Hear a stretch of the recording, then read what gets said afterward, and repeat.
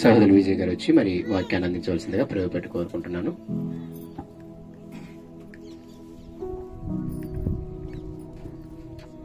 వచ్చిన మీ అందరికీ ప్రభు పేరిట వందనాలండి.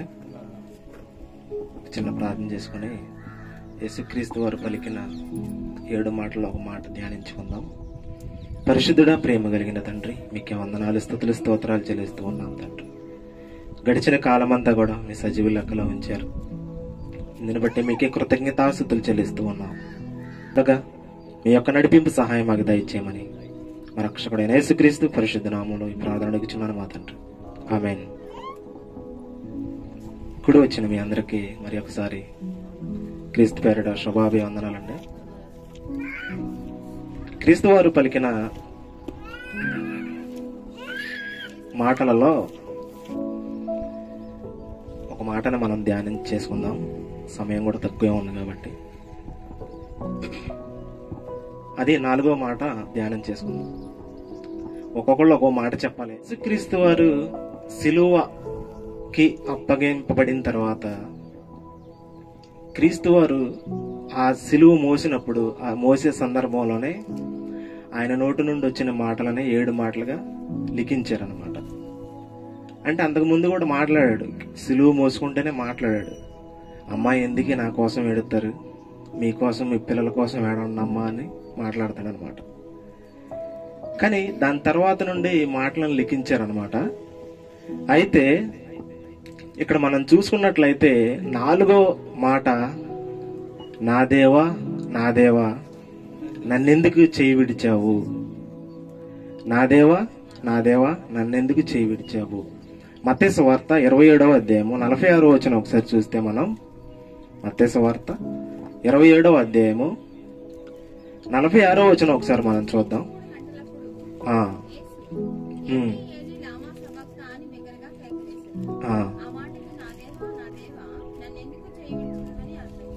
చాలండి.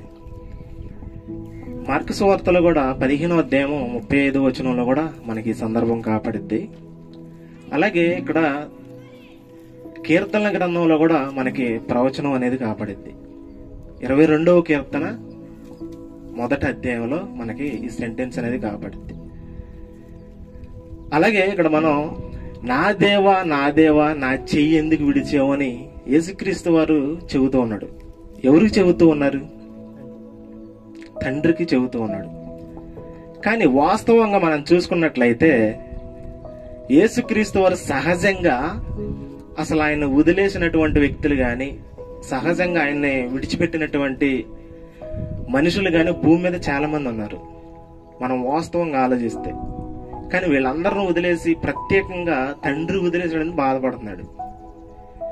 వాస్తవంగా వదిలేసిన వాళ్ళు ఎవరయ్యా అంటే ఫస్ట్ వాళ్ళ ఇంటి వాళ్లే వదిలేశారు. వాళ్ళ ఇంటి వాళ్లే వదిలేశారు ఫస్ట్ ఆఫ్ ఆల్ చూసుకుంటే. తర్వాత ఆ ఊరు వాళ్ళు వదిలేసుకున్నారు.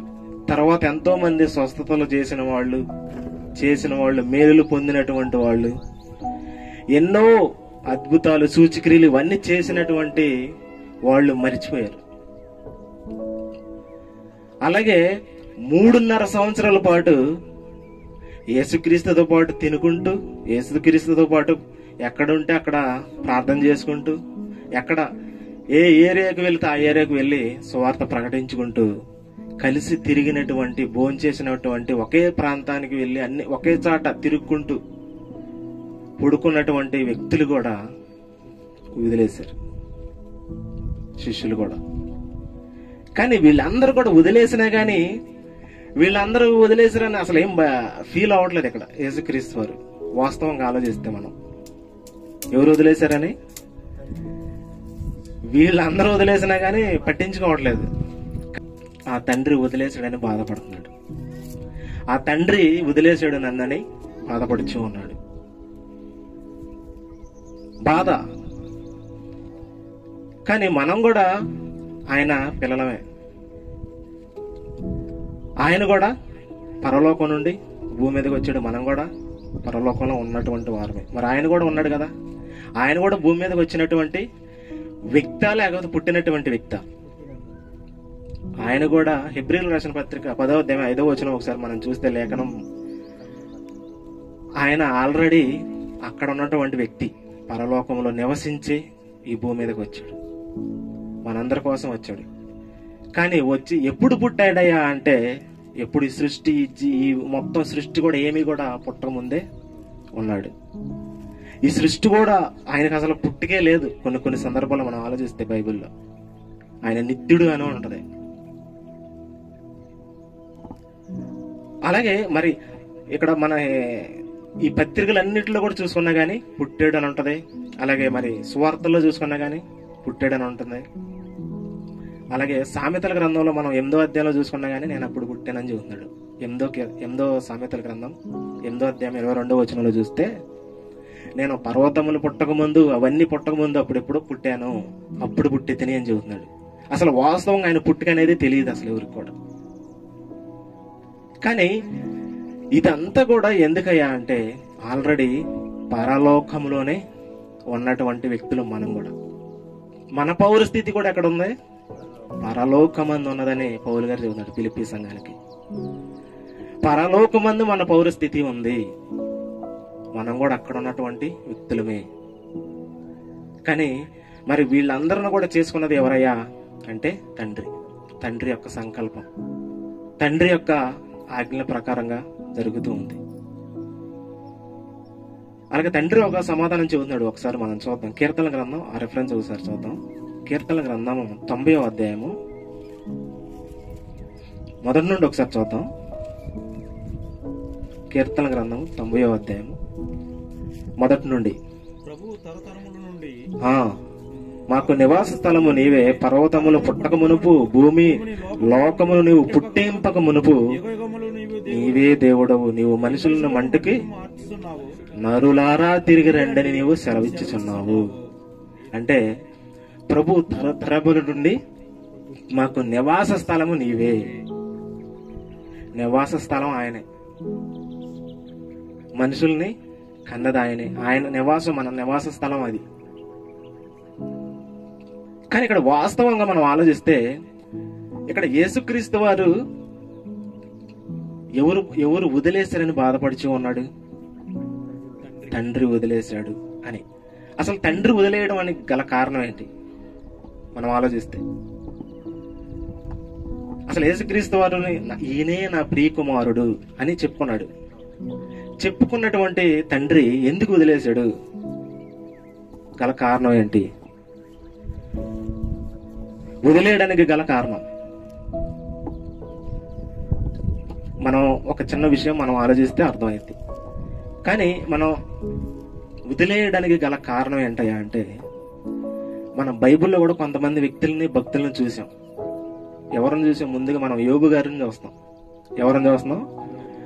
యోబు గారిని చూస్తే దయ్యం వచ్చి అడుగుతా ఉంటది. ఏం అడిగిద్ది?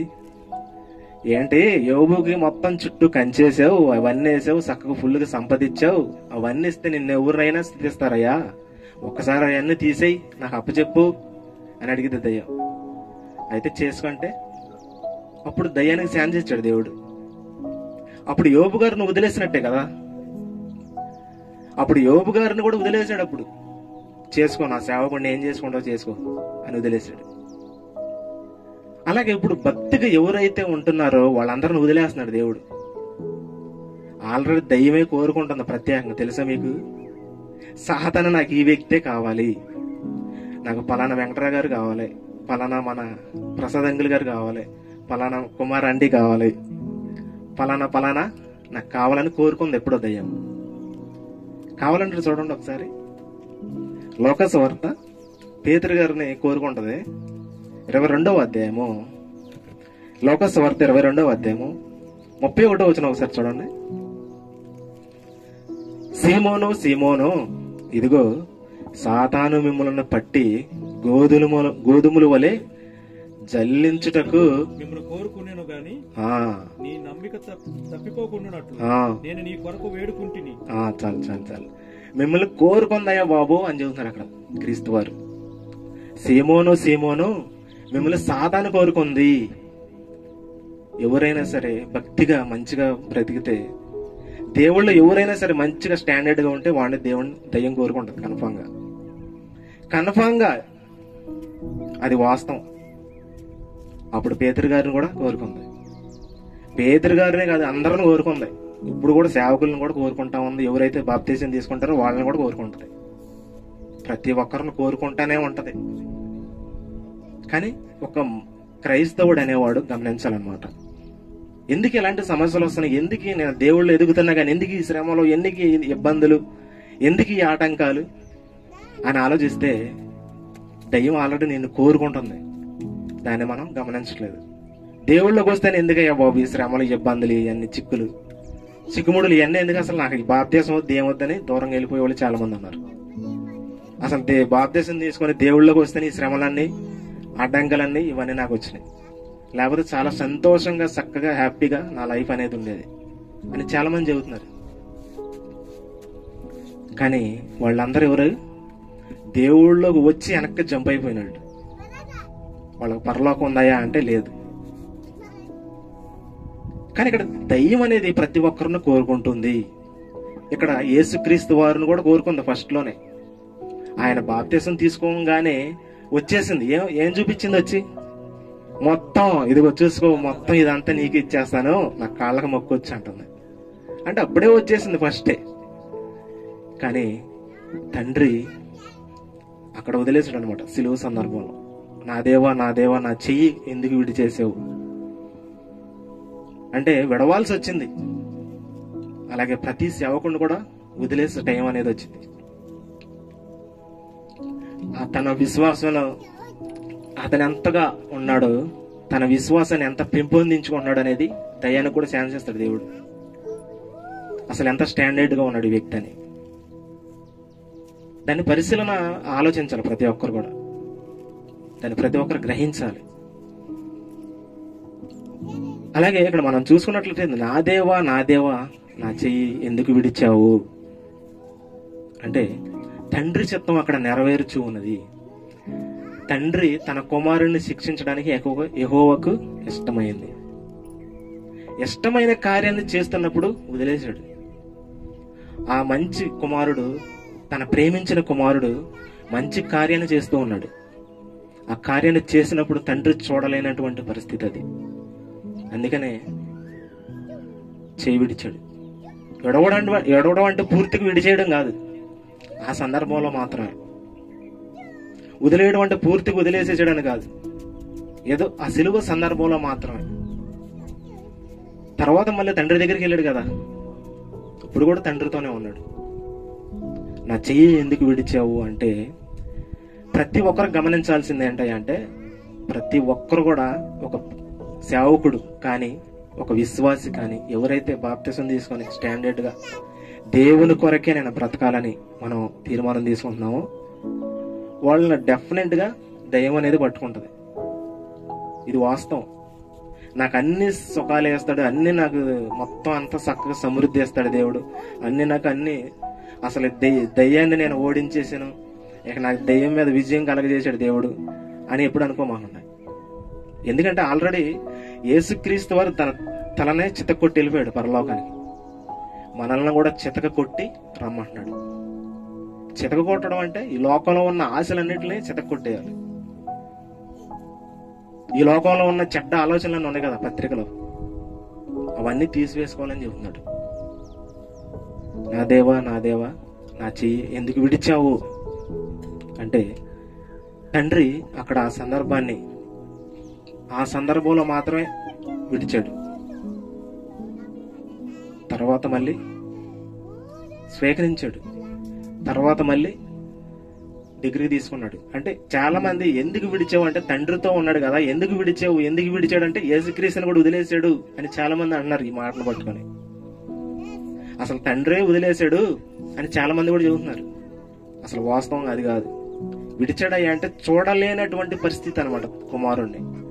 ఆ రక్తంతో కారుతూ ఉంటుంటే, ఆ పాపాలను ఇవన్నీ ఆయన మీద వేసుకొని మోస్తూ ఉంటుంటే సిలువ, ప్రతి ఒక్కరు కొడుతూ ఉంటుంటే తండ్రి కూడా మేఘాలతోనూ వాటితోనూ కమ్మేసుకున్నాడు చూడలేక. అందుకే చీకటి కమ్మేసింది అప్పటికప్పుడే, పగలే చీకటి పడిపోయింది. అటువంటి చూడలేని దృశ్యాలని చూశాడు. ఎవరి కోసం అంటే మన కోసం, మనం చేసిన తప్పుదమ్ముల కోసం ఆయన గాయపరచబడ్డాడు. సో ఆలోచిద్దాం, గ్రహిద్దాం, మనసులో పెట్టుకుందాం. ఈ 4వ మాట ఇంతటితో క్లోజ్ చేస్తాం.